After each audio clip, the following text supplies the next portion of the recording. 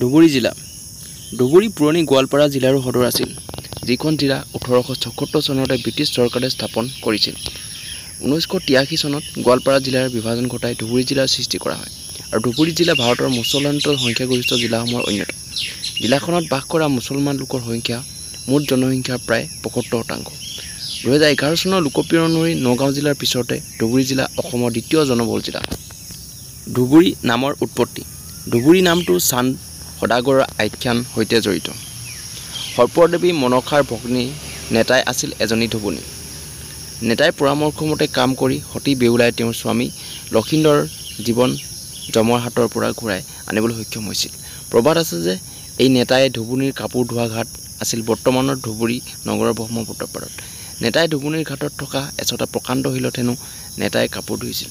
এই ধুবুনী শব্দৰ পৰাই ধুবুনী শব্দটোৰ উৎপত্তি। ইতিহাসৰ বিভিন্ন যুগত ধুবুৰী অঞ্চলত আক্ৰমণকাৰী, প্ৰব্ৰজনকাৰী আদি নানা ৰূপত বিভিন্ন জাতি গোষ্ঠী আগমন হৈছে। তাৰে ফলস্বৰূপে এই অঞ্চলত এক সংমিশ্ৰিত সংস্কৃতিৰ বিকাশ হৈছে। 1669 খ্ৰীষ্টাব্দত মোগল সম্ৰাট ঔৰংজেবে অম্বৰাজ ৰামসিংহক আহোম স্বৰ্গদেউ চক্ৰধ্বজ সিঙৰ বিৰুদ্ধে ৰণ কৰিবলৈ পঠিয়াইছিল।